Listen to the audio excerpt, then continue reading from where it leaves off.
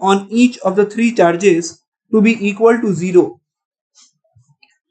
So for this particular question, let us first of all understand the setup. So we are considering the coordinate axis like this, and I am taking that the first particle is located at the position vector r1 vector like this. We place a charge q1 over here.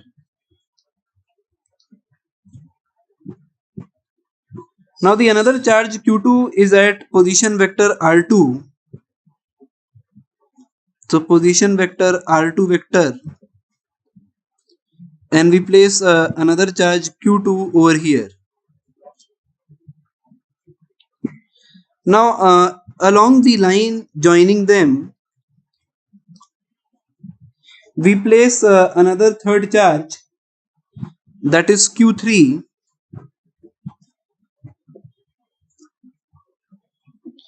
and we consider that this vector is r3 vector. So this is r3 vector.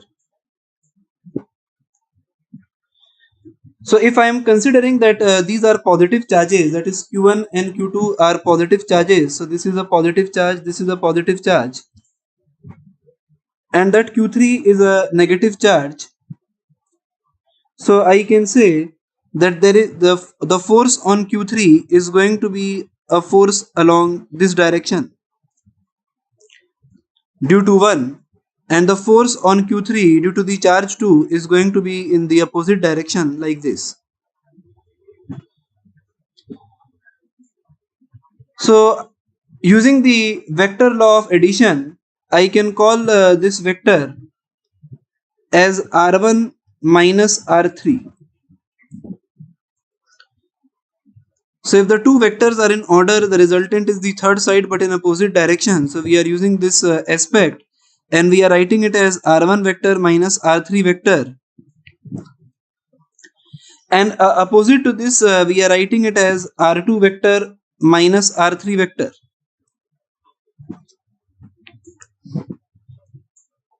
So these are the prerequisites which we set for solving this particular question. That we have considered the three charges q1, q2 and q3 situated at r1, r2 and r3 as shown in the diagram.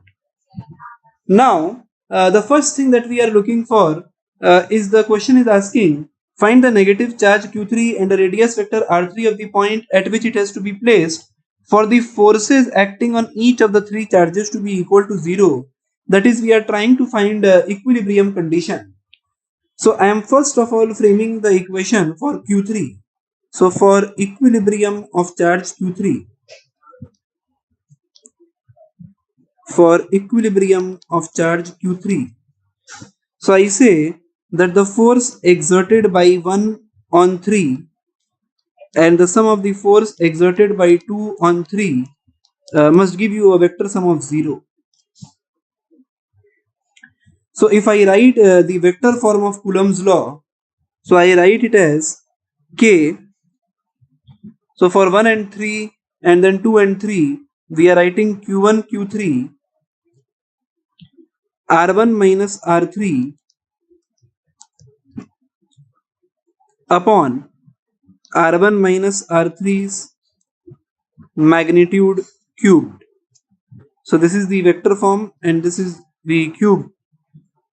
That is, we are multiplying k q1 q2 by r square with r cap. So for the next we write k for 2 3, we write it as q2 q3 r2 minus r3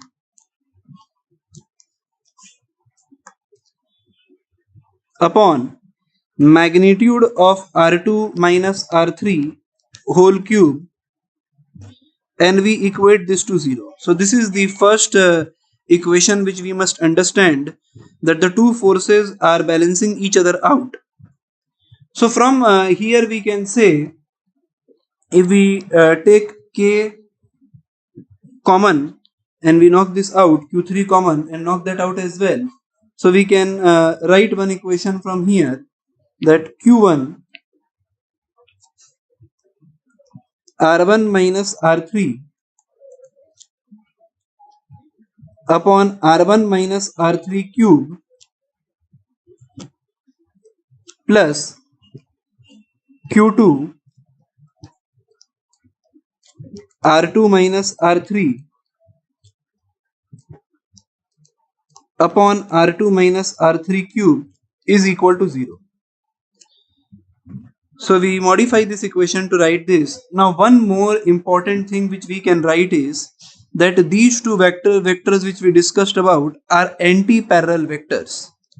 So if we talk about their direction, so we can definitely write this way: R2 minus R3 upon magnitude of R2 minus R3, that is R23 cap. Now this is in opposite direction to R13 cap, so I'm writing with a minus sign, R1 minus R3 upon magnitude of R1 minus R3. So basically I am trying to say that these two vectors are anti-parallel vector. So I am writing this equation to explain the fact that these are anti-parallel vector. So we have this first equation, and then we have this second equation. Now using this I can rewrite this equation. If I take this on the negative side, so if there is already a negative sign, I can omit the negative sign and rewrite this equation in this way: Q2 upon R2 minus R3 whole square equals Q1 upon R1 minus R3 whole square. So we have removed the negative sign because R13 cap and R23 cap are anti-parallel vectors, so that negative sign have balanced each other out, that is made itself into a positive. And if we solve this particular equation taking a square root, we can write it as root over Q2 R1 minus R3 equals root over Q1 R3 minus R2, and from here we obtain R3 as root over Q2 R1 plus root over Q1 R2 upon root over Q1 plus root over Q2, which is the first requirement for this particular question. That is the position of R3 vector. Now we need to frame one more equation to solve this particular question. So what if we discuss about the equilibrium of Q1? So if I discuss equilibrium of Q1, I can say that the repulsive force of 2 on 1 is balanced by the attractive force of 3 on 1. So if we write such an equation, we can frame an equation for equilibrium of Q1. So for equilibrium of charge Q1,